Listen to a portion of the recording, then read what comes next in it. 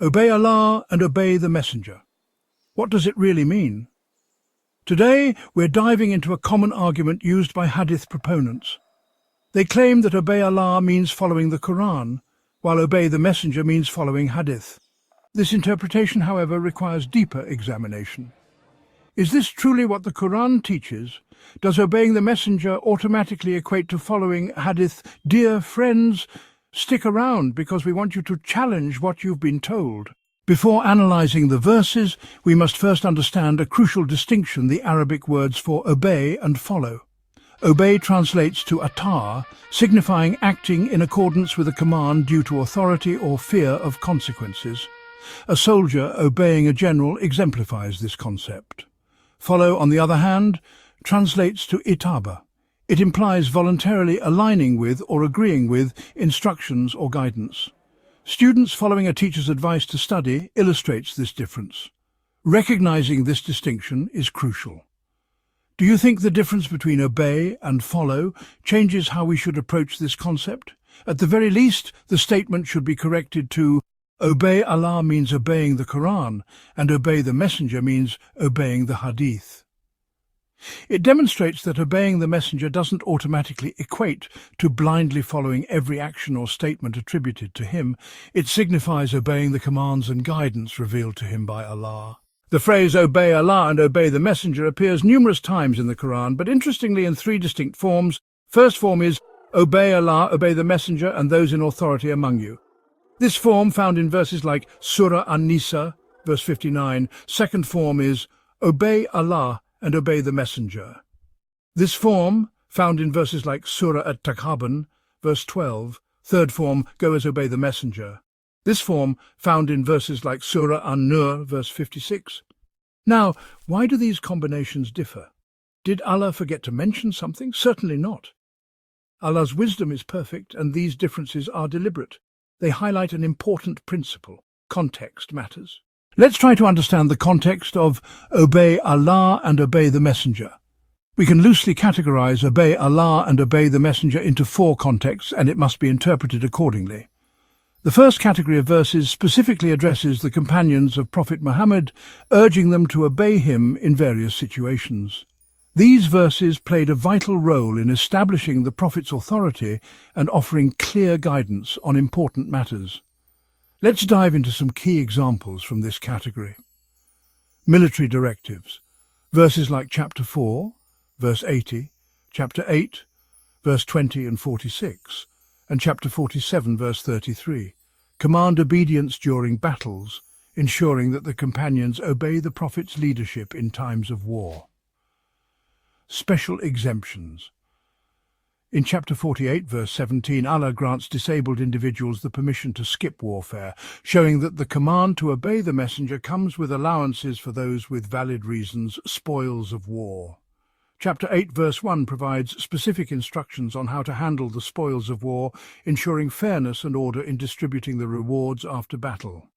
Charity rules. Chapter 58, verse 13 regulates donations for the Prophet, specifically for meeting him, emphasizing the importance of supporting the Prophet's mission through charitable contributions. Warnings to hypocrites. Verses like chapter 9, verse 71 and chapter 24, verse 46 address hypocrites who either ridiculed or opposed the Prophet, warning them of the consequences of their behavior.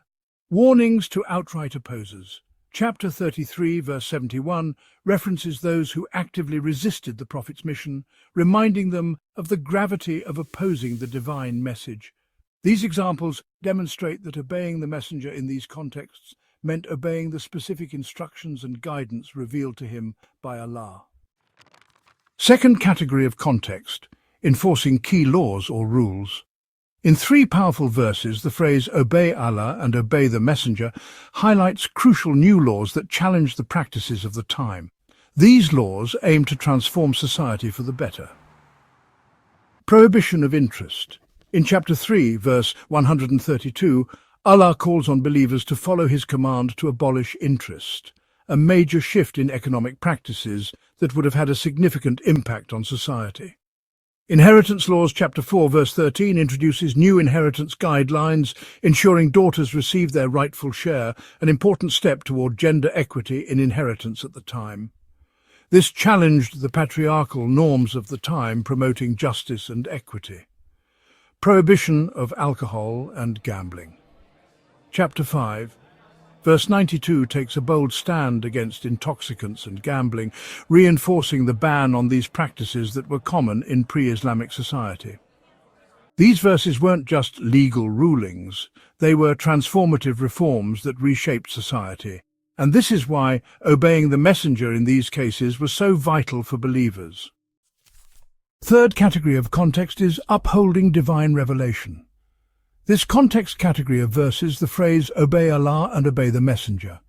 It calls on all believers to follow the divine revelation, making this message timeless and relevant to people of all eras, including today. The Prophet's role was to convey Allah's message clearly and truthfully. Addressing disbelievers, chapter 33, verse 66 emphasizes the disbelief of those who reject Allah's revelation, making it clear that disobedience to divine guidance has consequences. The message of the Prophet. In chapter 64, verse 12 and 16, the Quran reminds us that the Prophet's sole duty is to deliver Allah's message clearly, and our role is to obey what has been revealed. These verses highlight the centrality of divine revelation in guiding our lives. It's the revelation itself that commands our obedience to the revelation through the messenger. Fourth category of context is a call to the followers of past prophets. These verses are specifically directed at the followers of earlier prophets, urging them to obey their respective messengers. They serve as a powerful reminder to past communities, highlighting the importance of adhering to divine guidance delivered through their prophets. Whenever Allah introduces a prophet, the instruction to obey the messenger is essential to establish their authority and convey Allah's message. For example, Allah instructed the people of Nuh to obey him, as seen in chapter 26, verses 108, 110, and chapter 71, verse 3. Similarly, the followers of Jesus were commanded to obey him in chapter 3, verse 50, and chapter 43, verse 63. In the same way, other verses emphasize obedience to prophets like Harun, Shu'aib, Hud, Saleh, and Lut, peace be upon them, by their respective communities, reinforcing the importance of following divine messengers in every era. Furthermore, chapter 4, verse 64 and 69 extend this command to all messengers, reinforcing the idea that obedience to divine guidance is universal and timeless. Obedience to divine guidance, delivered through chosen messengers, is a timeless and universal principle. Therefore, in this category of verses, obey the messenger should always be interpreted within this context. Debunking the misconception.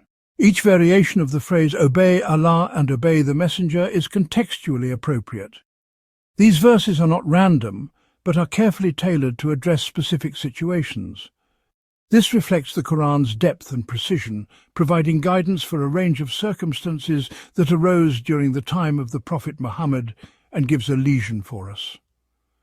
The argument that obeying the messenger equates to following hadith ignores the crucial element of context and the Quran's own emphasis on divine revelation.